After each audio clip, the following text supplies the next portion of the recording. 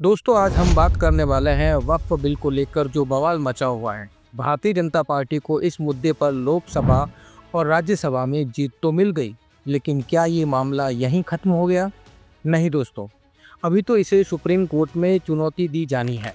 कांग्रेस और जमीयत इसके लिए तैयारियां कर रहे हैं, लेकिन आज का सवाल कुछ और है। बीजेपी को अपनी बात रखने के लिए हर बार झूठ क्यों बोलना पड़ता है? चलिए इसको हम आज पूरा समझते हैं। नमस्कार, मैं हूं मोइनुद्दीन खान और आप देख रहे हैं अनफोल्डेड एमडी। Please subscribe. दोस्तों, वक्फ पर बीजेपी को जीत मिली, ठीक है, लेकिन अपनी बात मनवाने के लिए झूठ पे झूठ किया।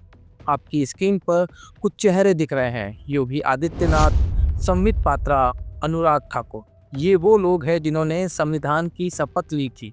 लेकिन आज मैं आपके सामने 4 बड़े झूठ लाया हूँ जो बीजेपी और उसके नेता और उनका प्रचार तंत्र फैला रहा है। सवाल ये है, सच बोलकर बात इनसे क्यों नहीं बनती? चलिए बात करते हैं सबसे पहले झूठ की। सबसे पहले बात करते हैं उत्तर प्रदेश के सीएम योगी आदित्यनाथ की। उन्होंने कहा कि वक्फ बोर्ड महाकुंभ की जमीन पर एक दावा ठोका है। सुनने में तो बड़ा दमदार लगता है, लेकिन क्या ये सच है? बिल्कुल नहीं। ये दावा वक्फ बोर्ड ने नहीं, शहाबुद्दीन रजवी नाम के एक शख्स ने किया था। जो ज़मीन है, जिस ज़मीन पर, ज़मीन के बहुत सारे हिस्से पर जो शामियाने तंबू वगैरह लगाए गए हैं, इंतजामात किए गए हैं, मेला लग रहा है, ये वक्फ की ज़मीन है और वहाँ के मुसलमानों की ज़मीन। और ये शख्स कौन है? ये वही है जो मोहम्मद शमी के ड्रिंक पीने पर बवाल मचा चुका है और जिसने नरेंद्र मोदी के लिए वोट की मांग की थी। के तमाम मुसलमानों से अपील करना चाहता हूँ और मशवरा देना चाहता हूँ कि आने वाले लोकसभा के चुनाव में वो भारत के प्रधानमंत्री नरेंद्र मोदी जी का विरोध न करें, इसलिए कि जो पूरे मुल्क की सूरत हाल है, उस सूरत हाल के पेश नज़र जो सियासी मंजरनामा है, इस सियासी मंजरनामे के पेश नज़र मैं आज ऐलान कर रहा हूँ और मैं भारत के मुसलमानों को मशवरा दे रहा हूँ कि वो लोकसभा के इलेक्शन में शिद्दत के साथ नरेंद्र मोदी जी की मुखालफत न करें, विरोध न करें। बीजेपी का मोहरा है ये। अब वक्फ बोर्ड ने साफ कहा, हमें महाकुंभ की जमीन से कोई लेना देना नहीं। फिर योगी साहब ये झूठ क्यों बोल रहे हैं? यहाँ मैं ऑल्ट न्यूज को शुक्रिया कहना चाहूँगा, जिनकी पड़ताल से ये सच सामने आया। शहाबुद्दीन रजवी ने कहा था कि महाकुंभ की जमीन मुसलमानों की है, लेकिन वक्फ बोर्ड ने 7 जनवरी 2025 को ये साफ कर दिया था कि उनके पास ऐसी कोई जानकारी नहीं है। बोर्ड ने इसे बेबुनियाद बताया। तो फिर योगी साहब जनता को भ्रमित क्यों कर रहे हैं? दोस्तों, वक्फ बिल का मकसद भ्रष्टाचार हटाना नहीं, बल्कि हिंदू मुसलमान के बीच नफरत फैलाना है। अब बात करते हैं दूसरे झूठ की, माननीय अनुराग ठाकुर की। इन्होंने संसद में खड़ी होकर कहा कि वक्फ बोर्ड ने बैट द्वारका की जमीन पर दावा किया, लेकिन ये भी झूठ है। ऑल्ट न्यूज की पड़ताल बताती है कि ऐसा कोई भी दावा वक्फ बोर्ड ने नहीं किया। बीजेपी की ही जामनगर सांसद पूनम बेन ने 3 साल पहले इसे फर्जी खबर बता दिया था। गुजरात वक्फ बोर्ड ने भी साफ साफ कहा कि हमने कोई याचिका दायर नहीं की। फिर अनुराग ठाकुर ये झूठ क्यों बोल रहे हैं? वक्फ बोर्ड द्वारा बेट द्वारका टापूनी जग्यानी માંગ મામલે સાંસદ પૂનમબહેન માડમે નિવેદન આપ્યું। પૂનમબહેન માડમે જણાવ્યું કે આ બાબત બેટ દ્વારકાની છે જ નહીં।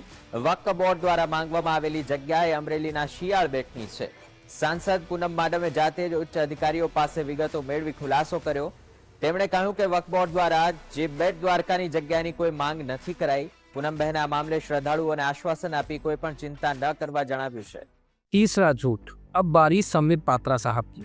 इन्होंने बड़े फिल्मी अंदाज में कहा कि इस्लामिक देशों में वक्फ नहीं है। क्या वक्फ प्रॉपर्टी इस्लामिक देशों में है?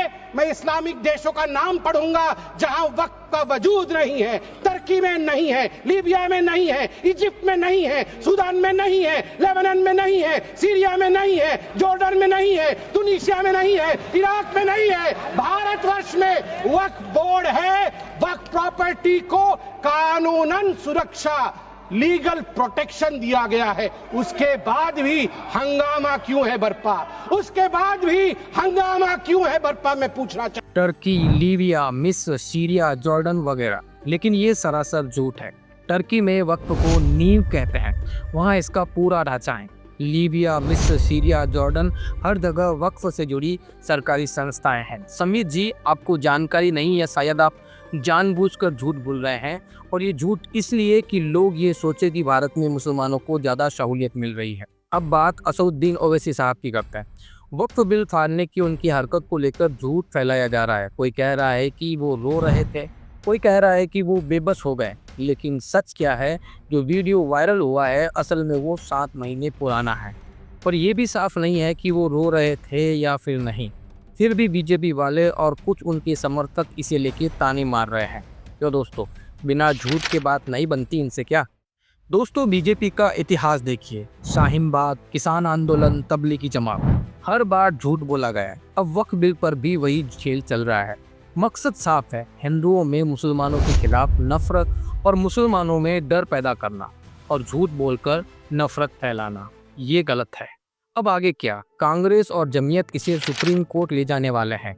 लोकसभा में आज फिर हंगामा हुआ। कांग्रेस सांसद सुखदेव भगत ने कहा, हम इस बिल को सुप्रीम कोर्ट में चुनौती देंगे। जमीयत उलमाए हिंद भी इसके खिलाफ है। यानी दोस्तों, अभी पिक्चर बाकी है। तो दोस्तों, बीजेपी का प्रचार तंत्र आंदोलन को झूठ से बदनाम करता है। शाहीन बाग, किसान आंदोलन और अब वक्फ, झूठ और नफरत, मैं इसके खिलाफ हूँ। आप क्या सोचते हैं? कमेंट में हमें जरूर बताएं। चैनल को सब्सक्राइब कर लीजिए, नोटिफिकेशन ऑन करिए ताकि सच की हर खबर आप तक पहुँचे। मिलते हैं अगली वीडियो में, तब तक के लिए धन्यवाद।